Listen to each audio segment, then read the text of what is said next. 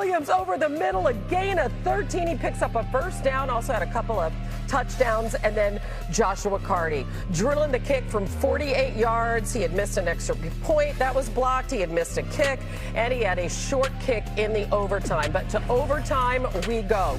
1st and 10 from midfield for the Niners. Then it's Mac Jones dumping it off to Christian McCaffrey, who had 50-plus rushing and receiving yards for a 4th straight game.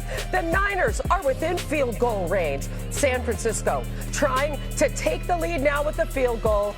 On comes Eddie Pinheiro, 41 yards, just barely. And the Niners are up 26-23. Now it's 4th and 1 from the 11, and Sean McVay decides to go for it, and this call did not pay off. The Niners win 26-23 in overtime. Here's Stafford after the game. I mean, that's a bread and butter short yardage call for us, so I didn't have any problem with it. That's trusting our guys to go out there and make a play. They did a nice job of stopping it. Frustrating that we didn't get it. It was a poor decision by me right there, but, to give the Niners credit, they made enough plays to be able to win the football game. We had plenty of chances throughout this game, but I'm pretty sick right now. I'm sick of the spot that I put our group in to end the game, but, hey, these are the tough beats that you got to be able to learn from and move forward, and that's what we're going to do. McVay says that he regrets the play call, taking full accountability, of course. So, Dan, let's start with you. What are your thoughts about the way they went for it? Yeah, I love them going for it. Before we get to the tape, though, do you see how much pain is on his face? Yes. That's one of the reasons why he is such a great coach and why his teams are always so committed for him. I would say this. Sean McVay's beauty is the way that he sets up play calls. 5 times last night, the Rams had 3rd and 1 or 4th and 1. On 4 of those, they ran basically the same play, same formation. Early in the first quarter, they get to that 4-man surface, and they run what we call duo, a bunch of double teams. Now, this is 3rd and 1. They get it. There's an unblocked person defensively. They get it, okay? So that's a good conversion. You go into the second quarter, it's same formation. This time they just have the receiver down a little bit closer, but it's the same play. 4th and 1, double teams. Okay, now they get a little bit of a backside cut, but once again, they convert. Remember, they only had this situation 5 times. So one time they threw it between Matthew Stafford and Devontae Adams. 4th quarter, a little bit earlier in the quarter, same formation, same play. Those double teams. 3rd and 1, they find a way to go convert it. And then in overtime, you would think it's the perfect time for a great play caller to just trick the defense. And I was shocked that they line up in the same formation and run the same play. And the fact that that safety triggers on it, I think in part is because he had seen that so much. I love him going for it. Sean McVay is one of the great play callers in the NFL. But I was just very surprised watching that back going, wow, in that situation, remember, 5 times on this situation, they ran the same exact play.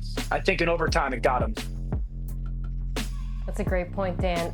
First of all, I just love the fact that we're all in agreement about going for it and it's not a debate, because I feel like 5-10 years ago, there would be a lot of people arguing the other side of this. But it's an important note that, there was 3 minutes and 41 seconds left in the game, right? So it wouldn't have been the game-tying field goal per se. You're giving the Niners back a chance to drive the field, control the clock, with a chance to win with merely a field goal. So that is, I think, something we all accept and acknowledge, and we're good with it.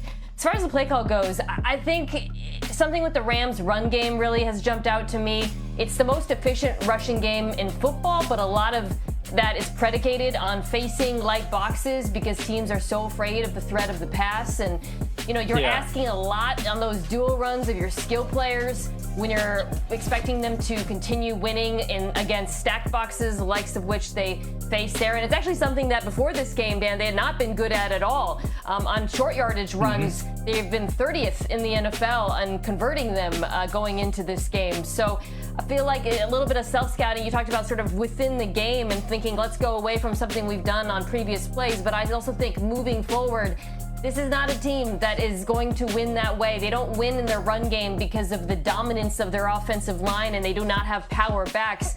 They win because of the passing game for the most part. Yeah. And that's why I think McVay probably regrets what he did, amongst other things. Yeah, and the one thing that has really cost them is special teams, too, the last couple of games. All right, let's go to the winning team, shall we? How about Mac Jones? In once again for Brock Purdy, had a terrific night, really second best of his pro career. Throws for 342 yards, a pair of touchdowns. Average air yards, though, on passes, only 5.9 yards. Here's Jones after the win. Feels great. I mean, I just thought it was a dogfight, and we were in the ring, and the defense played great. Special teams came in clutch, had great field goals by Eddie, and it was just awesome to be on a team that fights. And even if we lost, like I said earlier, I would have been just as proud, to be honest, because I know that those guys had my back, and I got their back. Swagoo, he had 236 passing yards between the numbers. What stood out to you about his performance? That's exactly what jumped out to me, Hannah. The fact that Mac Jones was so confident in the middle of the field as a quarterback, and that shows poise. You also have to take chances. Dan has talked about this for a number of years since we've been together, is that when guys have the ability to throw across the middle of the field, it unlocks a lot about what you can do offensively. He was confident, he was poised, and look at this heat chart here that I asked for. Like, you can see where the dominance was, and I thought at some point the Los Angeles Rams would adjust and kind of try to take that away from him and force him outside the numbers. But he was consistent there all night, whether it was Christian McCaffrey, the highlight you showed of Kendrick Perkins, who had a phenomenal game as well. But all of these things kind of played into what Kyle Shanahan wanted from Mac Jones and where he wanted to play against this Ram defense. And a lot of it strictly boils down to the fact that you have such a tremendous amount of respect for this pass rush that you always wanted Mac Jones to have an out. You always wanted somebody. What caught my attention was running across his eyes, giving him an outlet in those specific areas. And Christian McCaffrey obviously being that one guy. But ultimately, I thought he dominated, and this offense with Kyle Shanahan dominated the middle of the field in the passing game.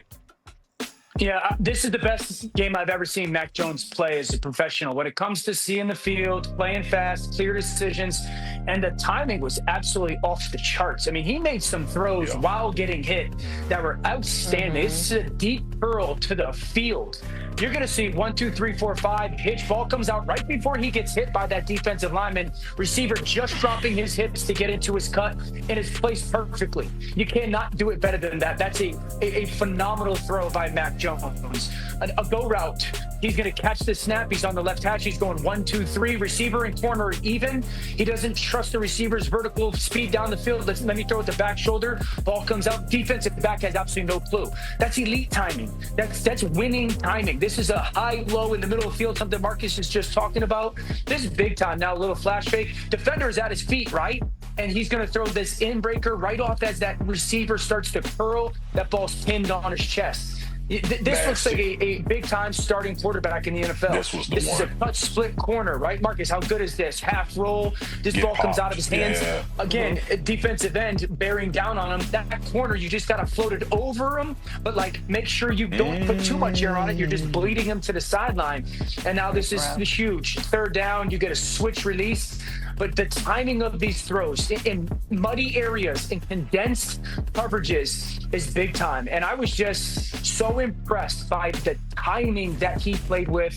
And I think it was a huge reason why, because, guys, I felt watching that game, it was almost like the Micah Dallas game the other night. You're sitting there going, how come they can't get home? And it was because he was playing so fast and getting the ball out so early.